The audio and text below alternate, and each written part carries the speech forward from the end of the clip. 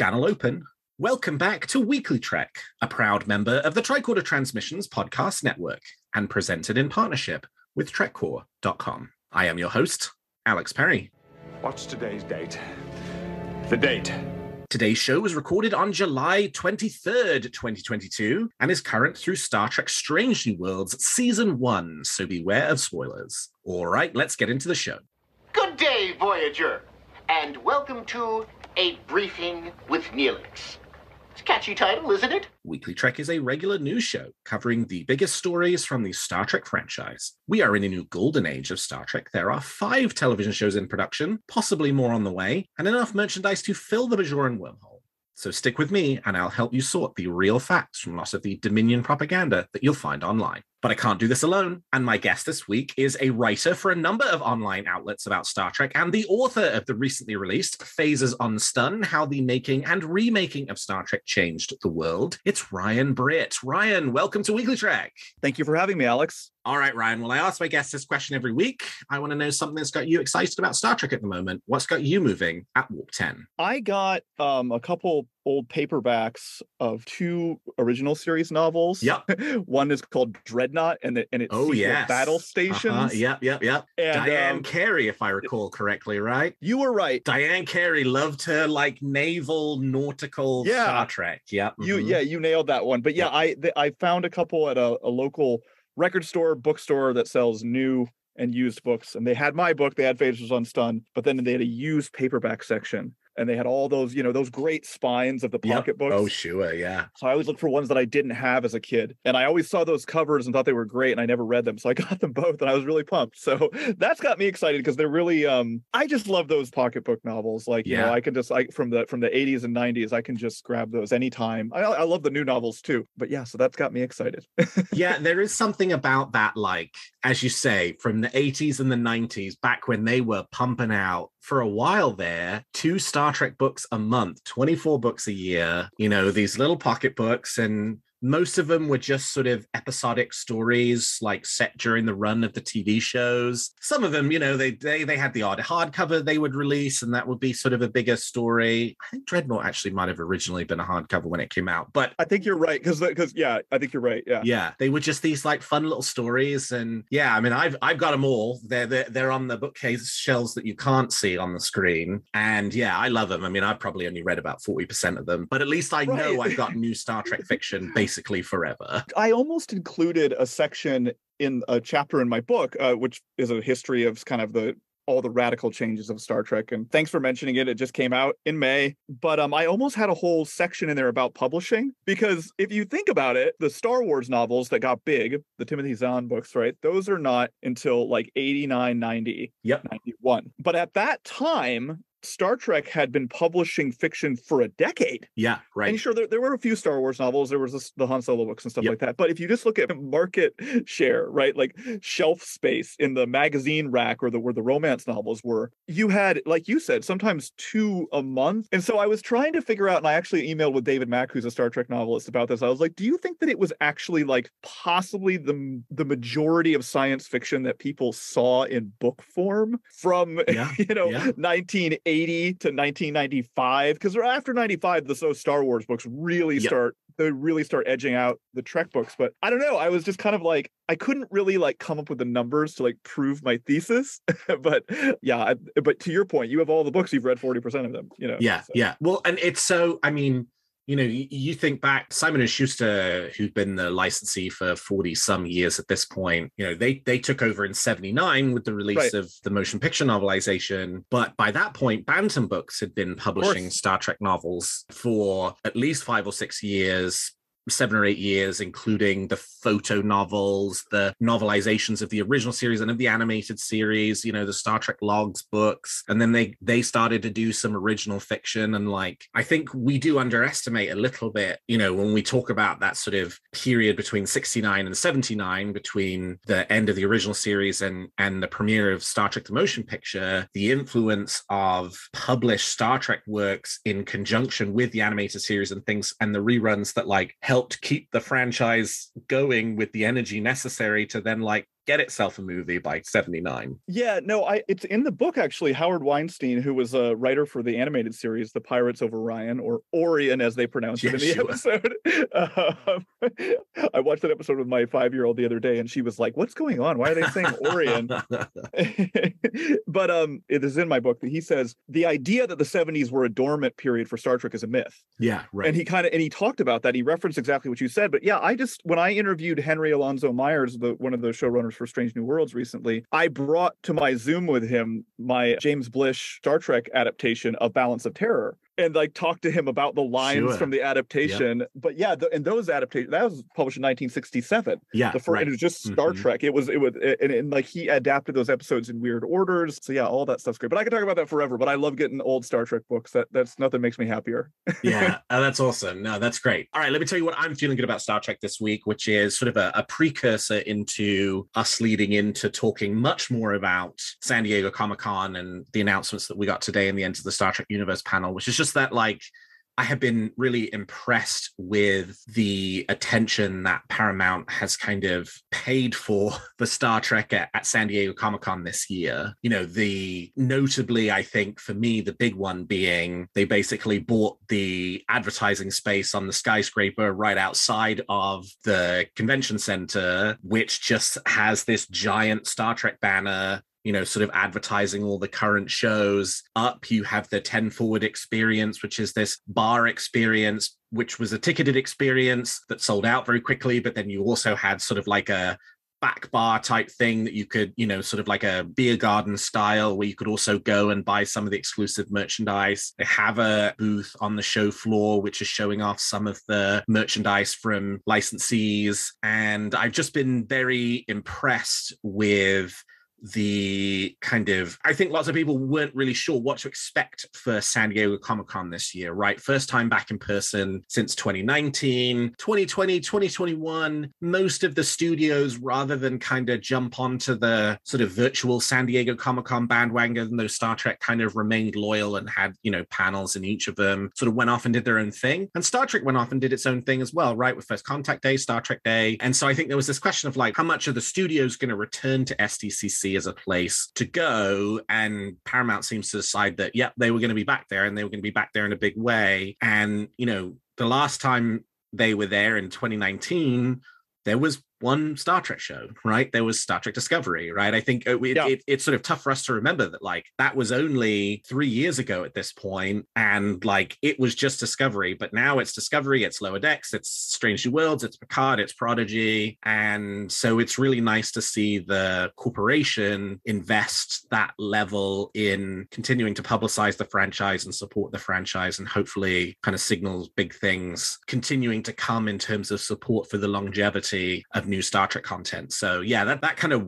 I mean, of course we knew there was going to be a panel, but then seeing all the other stuff as well has been great. It's been really great. Yeah, I think that, like, as somebody who's covered conventions for a long time as a journalist, I always get a little bit frustrated by the sort of perception from, if you're not like a Trek person, right? And if you don't write about it professionally, or you don't podcast about it, or you're not like a diehard fan, but you like work in like geek media adjacently, there sometimes is this thing where Star Trek is still like behind the 8 ball in people's minds. Yep. You know, and I'm always like, and I say this all the time, I say it in my book, it's like San Diego Comic-Con in the 70s, or the early 70s, when the first Star Trek convention started in New York City, was nothing. Right. It was nothing. Yeah. You know what I mean? It was like, I can't remember the exact number is. I have it in one of my chapters, but it's like triple the number of people went to the first Star Trek convention in 1972 than went to San Diego Comic-Con that year. And that was a convention organized by people who wanted a media product that was not being sold to them. Yeah, right. You know, that's how Star Trek conventions began, right? Like, they were dwarfing the science fiction conventions you had. So I think there's something I think that there's still this strange thing, and I see it in mainstream media coverage of San Diego or New York Comic-Con, that it's like when Star Trek's in Hall H, and it's always like in the biggest places in New York and San Diego. And for some reason, I still find there to be this a little bit like, well, it's Star Trek. And it's like, yeah, none of this exists without Star Trek, you know, right. Like none of this happens, you know, and like Lucas, you know, George Lucas said that about Star Wars, that, like, you know, the fan culture of Star Trek sort of presented to him the idea that this was viable. And then of course they leveraged that by marketing Star Wars at San Diego Comic-Con in 76. But yeah, I don't know, like, it's about time. right? Like, yeah, sure. Is what I'll agree with you there. I think that, like, I agree with you 100%. It's also just like the biggest conventions in the 90s. We were talking about the 90s a little bit ago. Yeah. Those were all Star Trek conventions. Sure, And yeah. then like actors from Xena would also be there. Like they were all like Star Trek conventions basically. Yeah, right. And then like Adrian Paul from Highlander is here as well. I remember growing up in Phoenix. That's what it felt like. But so I don't know. To me, it's like everything is kind of a Star Trek convention. And I'm just like, all these other people are just interlopers. So that's kind of my. But yeah, I agree. It's really nice to see. All right. Well, with that, let's turn to the week's top stories. There's a war going on, and I'm a reporter. Well, San Diego Comic-Con's Enter the Star Trek Universe panel served up news for Star Trek Picard, Star Trek Lower Decks, and Star Trek Strange New Worlds. We will talk about them tonight in panel order, which means first up is Star Trek Picard Season 3. We got a new teaser for the third and final season of Star Trek Picard, which gave us a first look at the returning Next Generation characters and some hints about what they've all been doing since Star Trek Nemesis. You're only as good as those around you. Those days on the Enterprise made me a better man, a better father, a better friend. I thought I could inspire people, bring justice to an unjust universe. You have no idea how hard it is to be in this world. Do not presume to know what I have and have not sacrificed for this. We have to be willing to go through that door to what's next. There's a whole universe out there.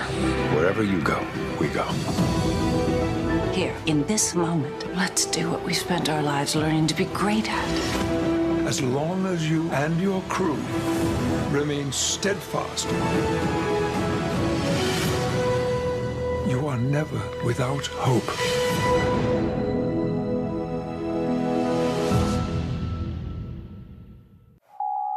Commodore Geordie LaForge has a family. Captain 7 of 9, now in Starfleet uniform. Worf, who sports a captain's rank, but Terry Matalas confirmed on Twitter is not a captain. Beverly Crusher, whose rank was not visible in her character spot, but who is still wearing Starfleet blue. Troy back in Starfleet blue. Captain Will Riker. And perhaps most excitingly from these character reveals to me personally was Worf. Fans have speculated what Worf would look like if he ever returned to Star Trek, particularly after the redesign of the Klingon scene in Star Trek Discovery. And despite many assurances from Alex Kurtzman and Terry Matalas, there was still a little doubt about whether the Klingon's appearance would match his 11 years on Star Trek The Next Generation and Deep Space Nine. Well, this is an audio medium, so if you haven't seen Worf's look yet, you don't know whether they did or not. So I can tell you definitively, as Terry Matalas promised himself, Worf looks like Worf. The returning TNG stars, including Commodore LaForge, are all wearing these funky leather Starfleet jackets I'm intrigued to learn more about. But not shown today was Brent Spiner, who is playing what Star Trek franchise showrunner Alex Kurtzman described as a, quote, old new character,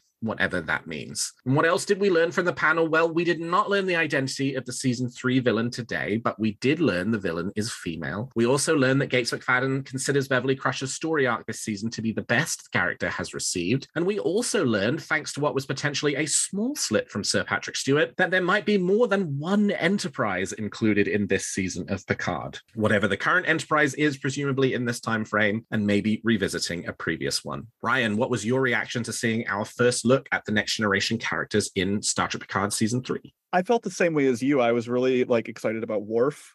I was suddenly, and I think what I was most excited about was that those voiceover lines where he's just don't presume to understand. And it's Worf is coming at us with some kind of heat about people making assumptions about him. And I love that, because then you're suddenly wait, Worf could be the most interesting character of this show, and I hadn't expected to feel that way. But yeah, I thought for all the other ones with their little sort of vignette voiceovers, it was kind of what I expected. And from that, the hint from Geordie about him being a family man was interesting. But with Worf, I didn't really expect that. I expected it to perhaps be a little bit more I'm happy to, is honorable to be with you again, John, Captain, or something. Right. But instead it was there was this hint of a conflict. And I thought that was really exciting because, yeah, Worf's great. And as you said, he was on Star Trek for a long time, not just Next Gen, So I thought that was just phenomenal. Yeah. And Terry Matalas tweeted just before we started recording, if you look at the picture of Worf, he's got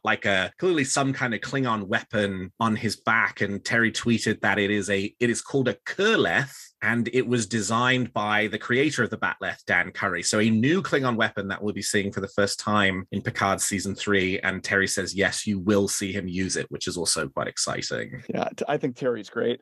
yeah. He certainly knows how to drop just enough hints here and there. Yeah. I mean, and that's the other super interesting thing about Worf is you look at that character spot and that picture, he has 4 pips on his collar. But Terry says he's not a captain. And when people were then like, but he's got 4 pips in his collar, he was like, just trust me, you'll see when the series airs. I mean, I think it is sort of super interesting, some of the decisions they've clearly made for each of the characters, right? Like Geordi is a Commodore, which means he now outranks Riker. And presumably, I mean, we know that he will outrank Troy, because I think they said in season 1 of Picard that she was still a commander rank, but like maybe Crusher too, right? We don't, we sort of don't know what Crusher's role is. And yeah, the point about Geordi being a family man, right? Like that came out in the teaser. And I think he said in an interview pretty recently that his daughter Micah is playing his daughter in the show, which is also really exciting. Yeah. Because she's had some affiliation with the franchise. She was one of the interviewers for Star Trek Day last year and has done a couple of those like first contactee day type events, those virtual days. She's great with that stuff. She's really great at that stuff, and so I'm glad they've kind of found a space for her to appear in the show as well. But yeah, I mean, of course this is just a tease, right? The teaser confirms that the show will not be airing in 2022. It says coming in 2023. I think it's early in 2023, but that it won't be this year. So we do still have quite a while to wait, but this was all very intriguing. And it's really nice just to see these characters back again, right? And have a sense and be able to start thinking about knowing. And like, they all look amazing. I mean, for the amount of time that's passed since Nemesis, they all look really, really good. Yeah, they look really cool. And I think that, being somebody who was born in 81, like I've talked to Frakes and LeVar Burton a few times in interviews, and they're always like, oh, well, you were the next generation. And I was like, right, like I grew up with it. Like I wrote, so yeah, it's very exciting. I think that there is a strange part of me, because on the panel, Kurtzman was asked, will there ever be another Next Generation movie? And he's like, well, we consider season 3 of Picard to be a Next Generation movie. Maybe kind of wonder why you just don't change the title. Like there might be like legal things involved. Like, they changed Star Trek Enterprise from Enterprise to Star Trek Enterprise, but maybe they can't because it's a production. But a part of me is just, would it be so bad to just call it Star Trek The Next Generation? Yeah. Like, I don't know, like, would that be such a huge problem? And I guess they're like, well, we got the contracts from Paramount Plus, it'd be confusing. Like, it's got to be season 3 of Star Trek Picard. But in my mind, it's just like, this is TNG season 8. Oh, sure. Yeah, absolutely. I mean, this is, and I will also say, we sort of knew from the end of season 2 of Star Trek Picard that they were sort of setting up a Starfleet career for 7 of 9, and that she was going to be a captain. But seeing that shot today of her wearing the captain's uniform, the season 2 captain's uniform, the red, I mean, just there's so much here for us to unpack and dive into around each of the different characters and what we kind of, just the tiny little bits we learned about them today. But I also just wanted to acknowledge what a cool moment that was for the arc of the character from Voyager all the way through today, especially given everything they've sort of set up happened, since Voyager returned to the Alpha Quadrant, that I'm really excited to see where they ultimately go with that. Well, I think that everybody feels the same way, right? Like, it's been too long since 7 of 9 has been denied a Starfleet uniform. Like she had one in the Relativity, right? She gets one in the Voyager episode, and then that's kind of it. Yeah. So yeah, I think that everybody wants the same thing. We all want a show set in the 21st century to continue on after Picard, preferably starring Michelle Hurd and Jerry Ryan. You know what I mean? Like, I think everybody wants that. So yeah, I just hope that can happen, and that that season 3 of Picard becomes a backdoor pilot to that. Like San Diego Comic-Con, you were noting, was like in 2019.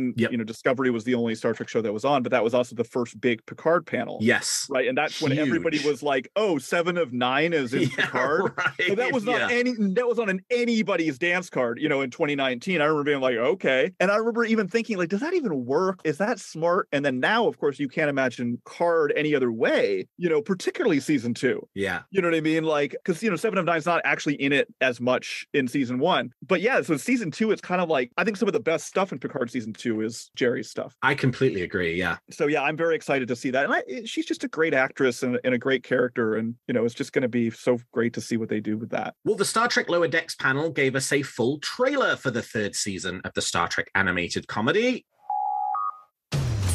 It's on.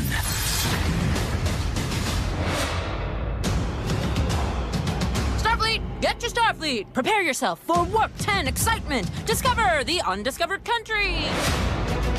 The USS Cerritos remains impounded while their captain stands trial. Have you lost your mind?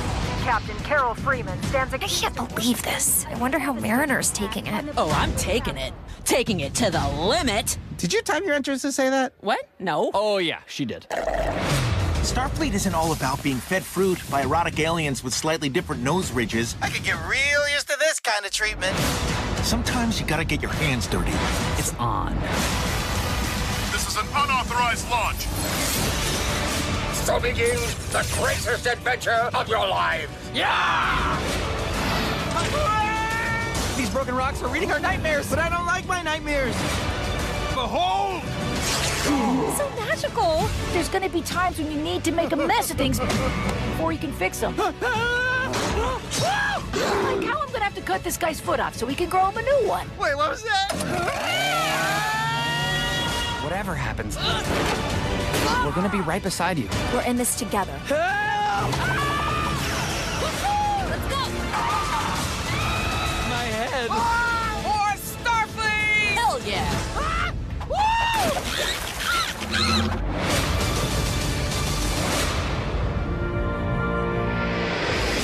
I can't believe we're at Deep Space Nine! Wait, just buy me some time. Sir, how do we do that? I don't know. Just circle around and pretend we're in awe of the pylons.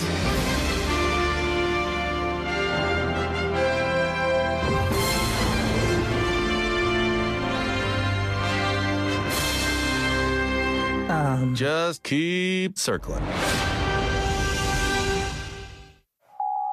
And it has everything you would hope to tease the upcoming season of Lower Decks. Star Trek shenanigans, callbacks, more hijinks, funny jokes, and, quite excitingly, Deep Space Nine. Yes, the final joke of the trailer, which sees the Cerritos arrive at the famous space station, might just be now my favorite joke in Lower Decks so far. And in the panel that followed, series creator Mike McMahon assured fans that this was not just a flyby. The Cerritos crew will be going aboard DS9, and we'll see some familiar faces while they're there. Ryan, obviously, we kind of just got the trailer. We sort of didn't learn a huge amount more in the panel. But just based off the trailer alone, right? Like, how you feeling about season 3 of Lower Decks? I am among, the majority, right, of the fans that loves Lower Decks and feels like Lower Decks is made for us. Yep. Right. Like I am one of those people. So yeah, I there's like some great jokes that are like blink if you miss it in that trailer. Like when they're at the Cisco's restaurant, there's a hot sauce that says white hot, like Ketracel white hot. Yep. Yeah, Ketracel white hot sauce, stuff like that, where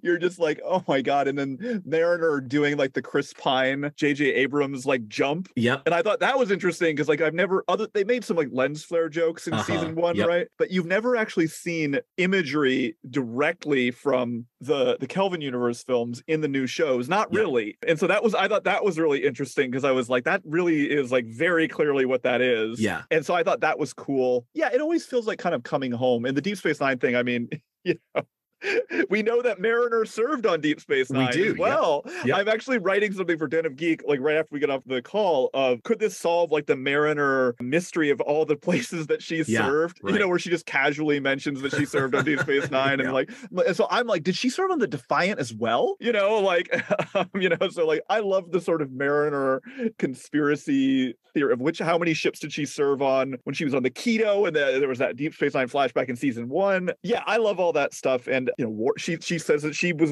hung out with Worf on Deep Space Nine, so you could do all that. Did Martok's in the trailer? Martok's in the trailer, yeah. That actually that was at Mission Chicago. They played that scene, was the like exclusive in the room scene that you didn't see anywhere else, was the Martok scene, which is from a later episode in the season. Yeah, I mean, I think that I also know that there's a good portion of, I'll just say 90s fans. I call everything from 1987 to 2005 the 90s. Yeah, sure.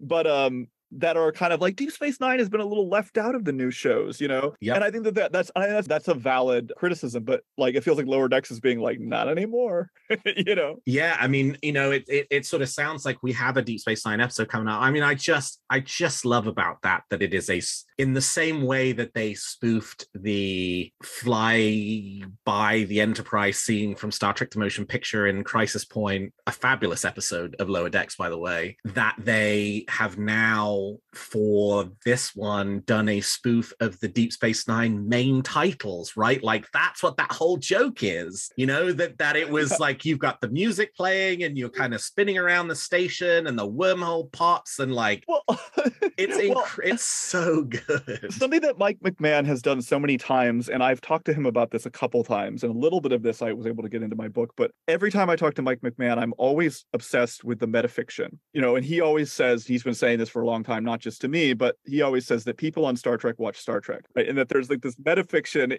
inside Star Trek. So there's some media version of Star Trek exists. You know, Boimler is always humming the theme songs. And that goes back to, you and I were talking about old novels a little while ago. That goes back to the motion picture novelization. Yes. Where there's a forward from Kirk and a forward from Roddenberry, but it's like Roddenberry as an author who lives in the 23rd century. Yes. And that there's some kind of media representation of the original series that exists. It's that the original series that you saw on television is the original series, the fictionalized version, right? And it's not what actually happened. Right, it's precisely. the TV version, yeah. And that Kirk had approached Gene Roddenberry to do a book. And so I love that, because then if you accept that, and then you accept the Enterprise finale, these are the voyages, and then you accept the I Excretus, my favorite Lower Decks episode, where they're doing all the different, you know, where they're doing all the different episodes, and like one of them is just called Whale Rescue, you know, and like the names are slightly wrong or whatever. As you accept that, then you can accept all this media that we never see that exists in Star Trek, and then that's why you can have the flyby joke, right? Right. And that's why you can then have Boimler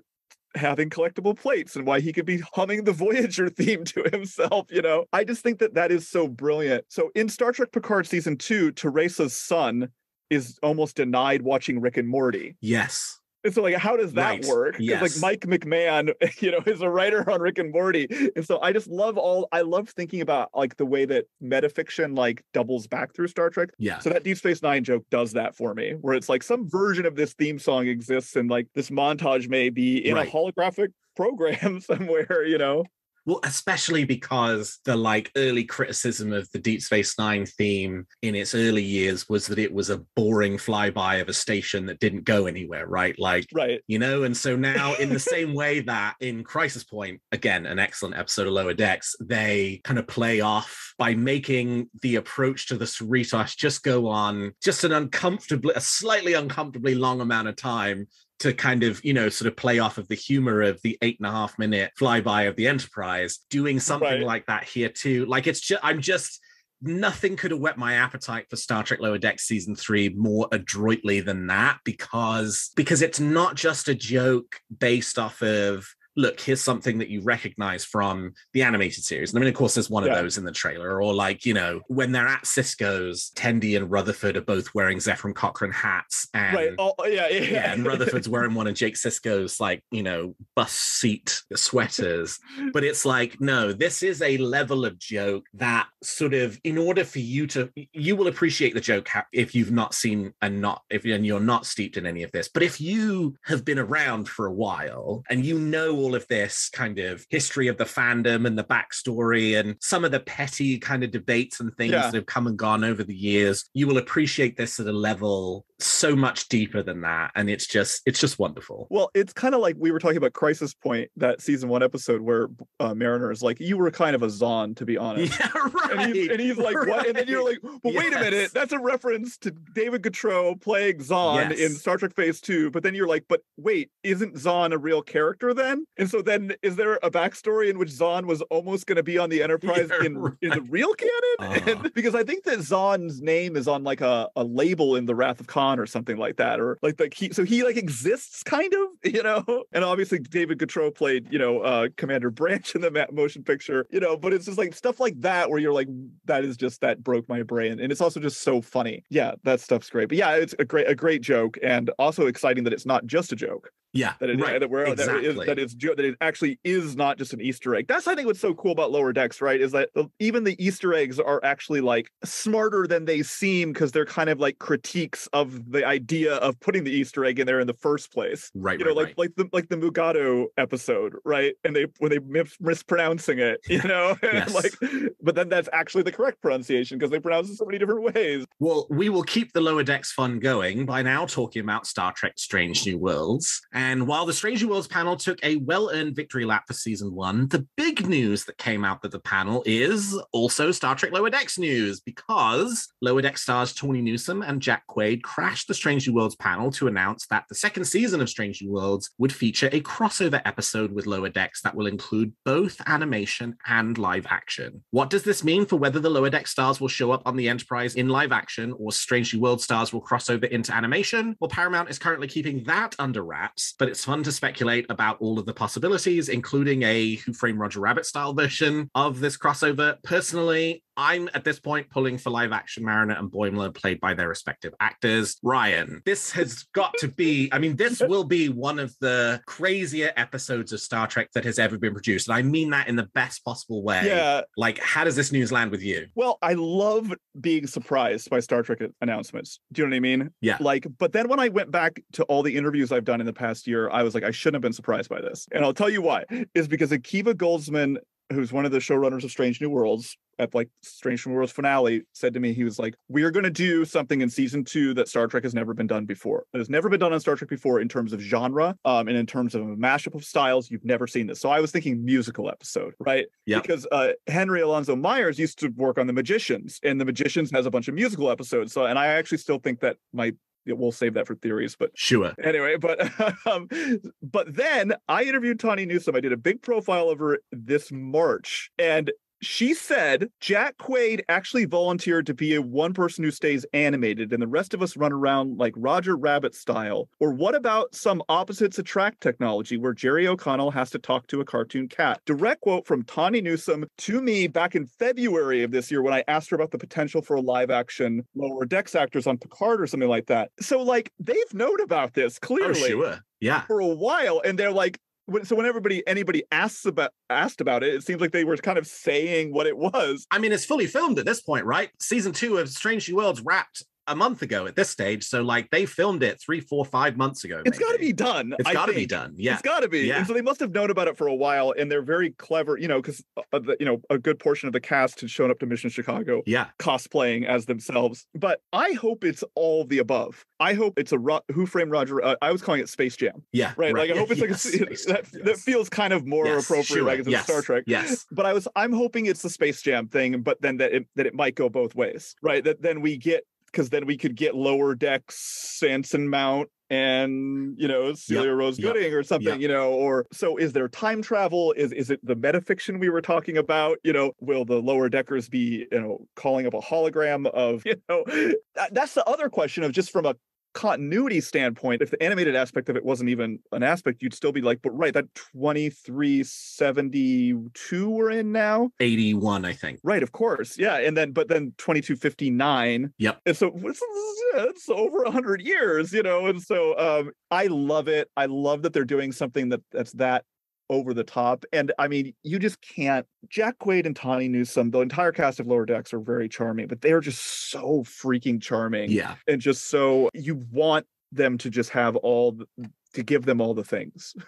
Let them just do whatever they want, you know? So I'm excited. But yeah, I mean, like, does that kind of like change the thinking about like how people are obsessed with visual canon? Yeah. And how that's kind of perhaps intellectually sort of a losing battle? Yes. You know what I mean? Because like on some level, like you can make an argument that like the visual canon is like less important, and like the canon itself is like what happened, right? And like the you know, and like yes, the Enterprise has to look a certain way, etc. You don't want to throw it all out the window, but that at a certain point you can squint and you just have to accept that the original series doesn't look like that, yes, you know, in the Strange New Worlds era, because it doesn't make sense to, just like comic books, right? Like you couldn't just, they're not just going to film it like a fan film. They're going to do it with their contemporary, the way it looks, you know. So yeah, I think that's exciting, because if anything, I feel like it lets Star Trek loosen up a little bit with that stuff. Yes, like, and hopefully that with more hardcore fans, it helps them loosen up as well. Right. You know, and like to say, okay, we know this all takes place in the same canon, but now we're actually doing it where we're merging visual styles in the same episode. And that's like, you know, that would be like, kind of like, I guess, Trials and Tribulations in a way. Totally. Yeah. You know what I mean? I guess it's kind of like, I guess it's this thing that's closest to it in terms of them saying, we are going to merge the visual styles of these two shows. And it's going to be incongruous. And that incongruity is part of the fun, you know, and I think that is exciting. And I just hope that it's the kind of thing they can continue to do more of. Yeah. To really just blow up the, I don't want to say multiverse, but in a way it feels something like that, even though it's in theory the same canon. Yeah. I mean, I think there's a few different ways they could go with it, right? It could be a Trials and Tribulations style episode. It could be a These Are the Voyages style episode, as you referenced. It could be something else entirely. I think, you know, and like, what's animated, what's live action, I'm open to anything, right? Is it Space Jam? Is it the Lower Decks piece is animated, and then when they transition into Strange New Worlds, you know, it's Tawny Newsome and Jack Quaid as Mariner and Boimler, which means they would have gone to Toronto and like filmed in costume and done all of that. Like, I'm open to anything. I think it's going to be fun. I think I'm going to enjoy it. I would really love if they slipped in a Lower Deck style joke where they show up on the bridge of the Enterprise and they're like, oh, this doesn't look like I've seen it in the history books. Like, you know, sort of acknowledge like that would be really fun and cool. I thought this was supposed to be orange. Exactly. Yeah. I thought this was supposed to be a lot smaller, right? Yeah. But what really excites me most about this news is that it's new and imaginative and adventurous, right? Like, that is a big swing to take. You know, you only get 10 episodes a season, and you're going to take a massive swing on a crossover with an animated TV show, which will include both animation and live action, which is rare, right? Like Space Jam, Who Framed Roger Rabbit, the recent Chip and Dale movie, right? Like, you can count on maybe two hands the number of projects that have really kind of gone all in on trying to do some level of merging between animation and live action. And this is exciting. And I talked about this on a previous episode, so I don't want to belabor it too much, because this sort of idea has kind of been floating out in the ether for a few months now. But like, there are 900 episodes of Star Trek. If you want to take one episode and do just a completely off-the-wall crossover between live action and animation, more power to you, right? What's that, 0.01% of the franchise overall? Like, if that episode doesn't work for you, you never have to watch it again. There's no, you know, like, go watch the other 899 episodes of Star Trek that have been produced, and you'll be no worse off for it. But like, it's fun and it's interesting for them to try something new, and hopefully it will work, but maybe it won't. And if it doesn't, like, okay, it didn't work, but we'll really respect them having tried it and experimented with it. And maybe there are other experimental things they might do down the line that will actually work. So yeah, I think this is terrific. I'm really excited that they have had the courage to explore doing something as interesting as this within the context of the Star Trek franchise as it is today, but also knowing that with 900 episodes out there already, there's not a lot of ideas that haven't been tried, and this is an idea that hasn't been tried. And so I'm really pleased they're going for it. I also think that because as soon as I saw that was the news, that was the crossover, because we kind of knew there was a crossover because Kurtzman had mentioned it on the Ready Room. He had told Will Wheaton the crossover was coming. I think that as soon as I saw it, it immediately made sense, because when I watched Strange New Worlds and was writing my review before it came out, I immediately realized it was similar to Lower Decks insofar as the episodes were self-contained, and that meant, and I don't want to say that Strange New Worlds has failed in any of its episodes, but it has the ability to fail a specific viewer, right? Because it's just one episode, they can keep going. Whereas there's more pressure on Discovery and Picard, right? Because those seasons are essentially like one idea. right? And so then if you're not really on board with that idea, then the season's going to be a little rough going. Yeah. For whatever reason. And that can go, you can feel differently about that, and all of us do.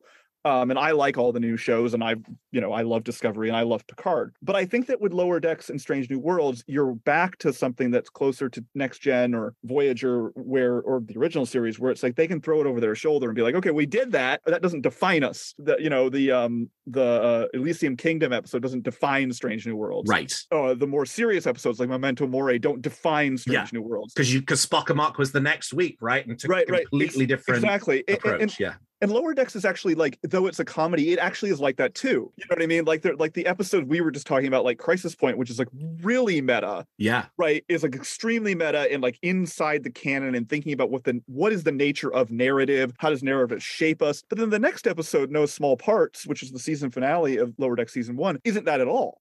Classic action-packed season finale. Exactly. Yeah. But also an episode about inverting your expectations and underestimating people, and like just completely. So I think that that's just great that both Lower Decks and Strange New Worlds have that, because no other science fiction franchise has that quite in the same way other than Star Trek, where you can have continuing characters that you love, you see them, but they can do a lot of different kinds of stories. Yeah, I don't know. It just reminds me of like when you read like old Sherlock Holmes stories, and there's one story that'll be like The Blue Carbuncle, which is like kind of funny. You know what I mean? And then you'll read like another story, Man with a Twisted Lip, and it's kind of, it's a little bit more grimmer. Totally. And I think Star Trek just has that, and Lower Decks and Strange New Worlds have that in spades. And so I'm very excited to see it.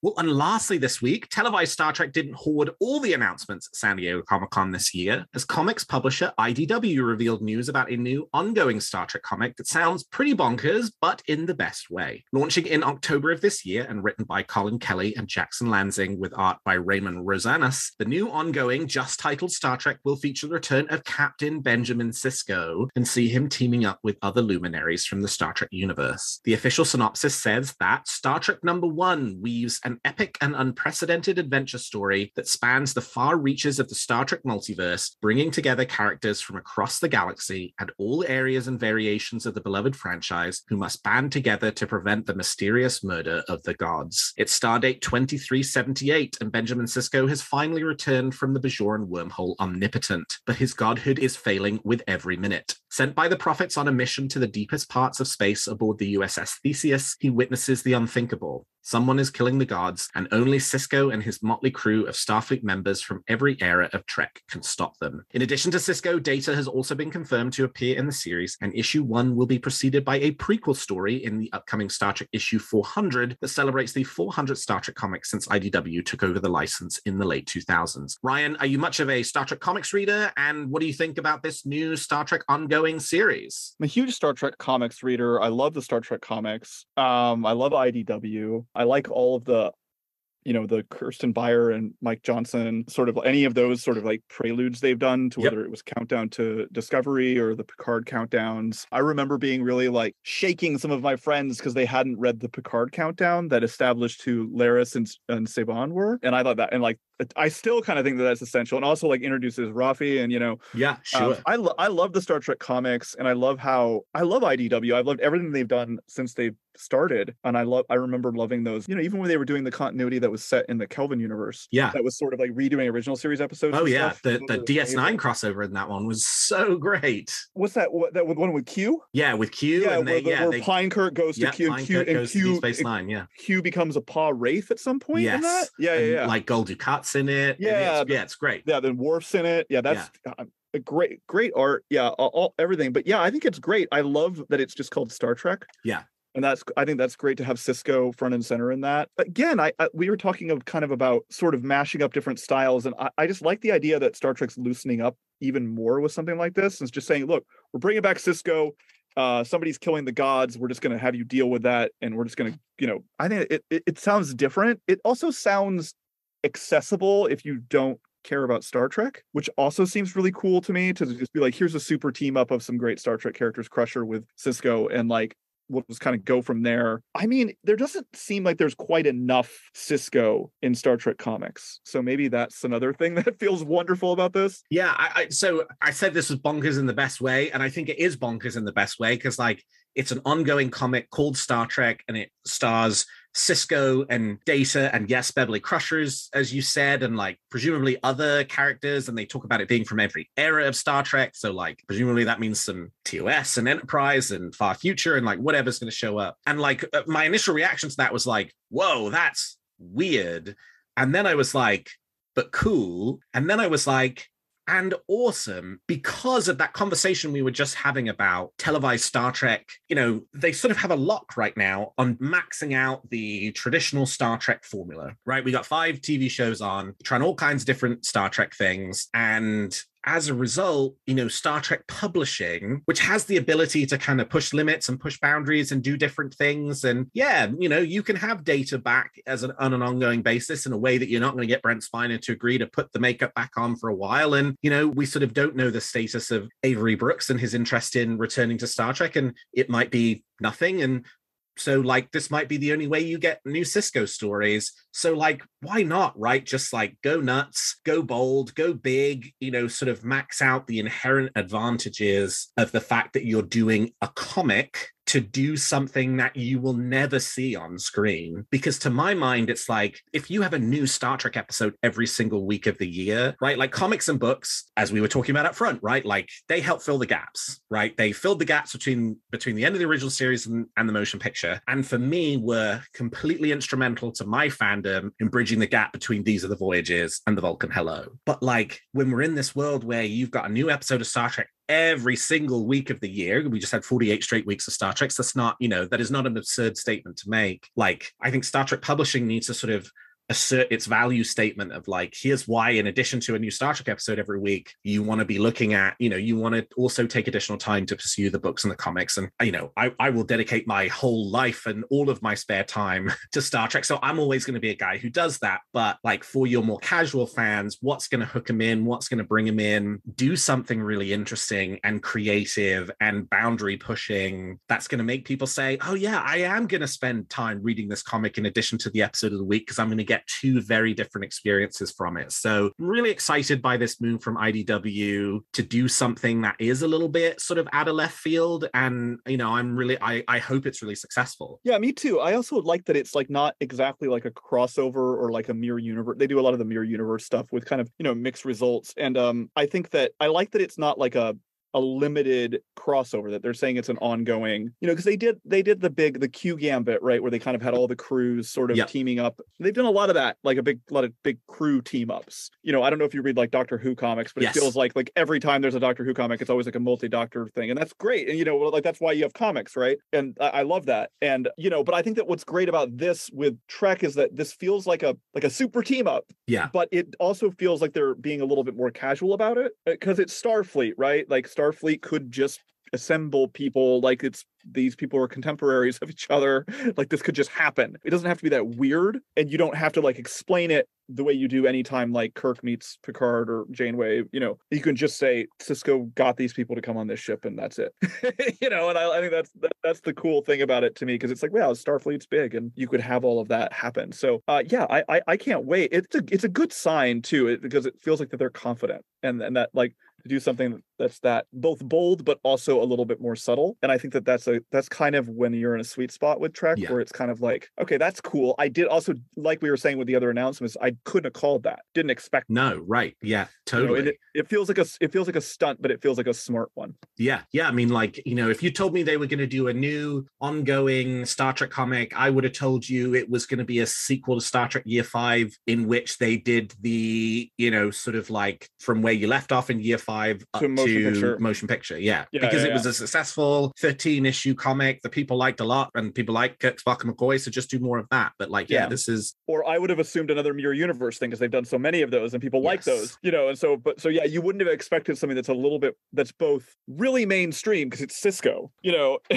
You know, the return of Cisco feels like an obvious idea, but in this particular way. Yeah, I'm excited to read it. I mean, Star Trek comics are something I don't get to write or talk about as much as I'd like, but yeah, Star Trek comics are great. You know, it's a great medium for Star Trek in a way that I think it's overlooked sometimes, maybe. All right, well, we've talked about the facts, and now let's speculate on what's going to happen in the future of Star Trek. You make some very good points, Captain. But it's still all speculation and theory. So each week, my guest and I give you a wish or theory we're nurturing about any of the shows or the future of the franchise. So Ryan, let's hear your theory or wish for this week. Well, I kind of already spoiled mine, which is that I think there will be a musical episode in Yes. Strange New Worlds Season 2. You think Strange New Worlds, not Discovery Season 5. The only reason I say that is just because of the talent. Discovery, the Discovery cast has like all Anthony of the Rapp and Wilson Cruz and Mary Wiseman. Yeah, it's a good point. The only reason I say it is because of Henry Alonso Meyer, who was a producer on The Magicians, and The Magicians started doing musical episodes kind of regularly each season. And I feel like you can get away with it on Strange New Worlds, just have it be an episodic thing, versus Discovery, you got to build it into now a 10-episode arc. And so I mean, you could get the Discovery characters in there, right? Because they know them. So there would be like you could do it like with a mind meld or something like that. You know what I mean? Like you could do it like Spock knows Tilly and Stamets and Culber. So he has memories of them. So you could, with that in mind, you could always have Michael Burnham appear in Spock's mind in Strange New Worlds. I also have so that leads to my bigger theory. Yes. Because I think at some point Pike will appear in either Picard or Discovery, because we don't know what happened to Pike. People keep saying Pike dies. Pike doesn't die. He does not die. Yes. If anything, he potentially lives forever. Yes. We actually don't know how long Pike can live after the menagerie, right? Like, could he exist only as, a being of mind, of an energy being? Could Pike materialize as like a sort of a space god? We were just talking about Sisko, like a Talosian sort of space god that sort of evolved for centuries. Could he just appear to Burnham in season 5? Could he appear to Picard in season 3? I doubt they'll do it on Picard because they want to keep that really. But because Strange New Worlds is a Discovery spinoff, it is a sequel to Discovery Season 2. They made that very clear in the season premiere and very clear with Spock's mind meld with La'an. Yeah, I just wonder sometimes, like, could Pike appear in Discovery? And like they're like, oh, well, too much time has passed. It's like, I don't know how it works on Talos 4. Right, yeah. I mean, especially when you're dealing with, telepaths of that level of power, right, as they clearly have. And some old comics like did this, right? Like there was a DC comic called A Door in the Cage where it's like movie era Spock and he goes back to Talos 4 and Pike's just like, he's like bearded and like walking around and he's like, Pike has kind of created this kind of telepathic sort of avatar for himself. And I'm like, you could totally do that and then have that be a crossover in Disco. Yeah. And I think that would be really cool and would also just blow people's minds. That is so cool that I'm going to dump my theory and riff off of your theory, which is that, because it's something I've been thinking about a bit after Equality and Mercy and the way they kind of have set up the arc for Pike, which clearly is going to continue in some way, shape or form throughout the end of the show, which is that I think the very end of Strange New Worlds, they will show you what happened to Pike after the menagerie. Because as you say, right, like he didn't die. It was not the end of his story. It was just the end of that chapter of his story. And at the end of the menagerie, you see, sort of Pike restored to at least a mental image of vitality, sort of heading inside to, live out the rest of his life. And clearly stuff happened after that, right? Like, did he just hang out on Talos 4 forever? It may be. I mean, when I first watched Equality and Mercy and you hit the opening credits and you see future Pike, my initial thought was, this is actually Pike coming back and being like, yes, your accident happened. And, yes, you had to go through all of this, but something happened that meant that you got better. So like, yes, it's going to be a really challenging time, but like, don't worry about it. Right. Right. That was what I thought was it, in just that, as the credits were rolling, that's where I thought that episode was going. That's such a cool theory though, because there's nothing to say that in like the Stargazer era, right, of like that big period of time where everybody's wearing Monster Maroon for like 5 decades, they don't change the uniforms once, where Picard and Beverly and Jack Crusher are happening. There's nothing to say that there's some really great medical advance and they go back to Talos 4 and they fix Pike and Vina, or not, I don't want to say fix them, they restore them to whatever the vitality is that they want. Yes. Right. Whatever it is that they Yes. And then Pike could have continued to, live or whatever. Like Bones is wandering around the Enterprise exactly. D and, the 2364 or whatever. I love that. And also, it would also validate recasting Vina in Discovery. I mean, I remember when I interviewed Melissa George, who played Vina in Discovery season 2, and I thought she was fantastic. And they making that connection between Pike and Vina. Like, it's not that Vina just talks to Spock and Burnham. Pike talks to Vina, in that episode, and that is our Pike. That is the Pike we live with now. Yes. And I was thinking about that in season 1 of Strange New Worlds, when he's kind of like, he's got Captain Battalion. Pike's dating a lot. He's out there in season 1. Oh, sure, yeah. He's out there. But I was kind of thinking, is there like, if Pike is James Bond, is Vina his Diana Rigg? Is right. Vina his Tracy, right? Yep. So I keep wondering if that Vina in some ways is the greatest love of his life. Yeah. And so it would be really interesting to bring back Melissa George. And I love that idea that they could have done it. They could do it in a variety of ways. It doesn't have to be as out there as my idea. It could actually just simply be technology changes. Yeah. I mean, because there's nothing about what we know or don't know about that era that means that Pike cannot possibly be in it in some way, shape, or form, right? That like his story has to end on Talos 4. It could be the case that, as you say, medical advancements, something happens, omnipotent being intervenes and sort of, gives Pike whatever kind of thing it is he wants back. And then he just he could even go back to Starfleet, right? Like, we don't know enough about that period of time to say there's not an Admiral Pike running around. Picard is a synth, Picard right, is an exactly. android. They were, in Return to Tomorrow, they were like building android bodies for these beings of pure energy. I think there's definitely that technology exists in the original series. Yeah, there's all those ancient androids running around out there, Ruck or whatever. Like that all exists. That's a great idea. I love that. Anson Mount has always said that the idea was that, he's been saying this since 2019, that Pike's journey is going to be changed from a tragedy into a victory. And obviously we see that now in that he's sacrificing himself. I mean, people might feel a little cheated if he just got better, but I don't know. I still love it.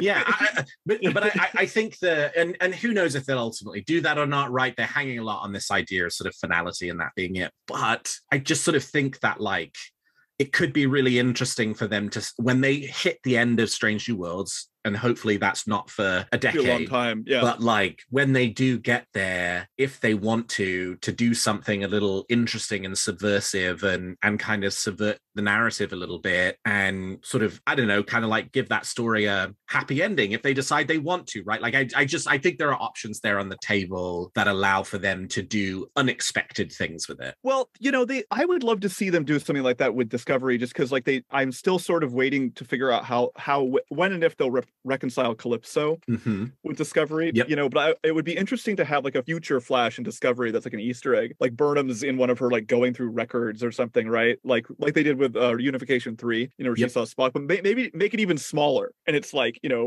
Admiral Pike's actions in 2290. Wait, what? Yeah, sure. What? Yeah. Like something small, a throwaway line from Culber or something like that, and then you could do it that way. That's a cool idea. I love that. Maybe Georgiou will emerge from the Guardian of Forever and find Pike.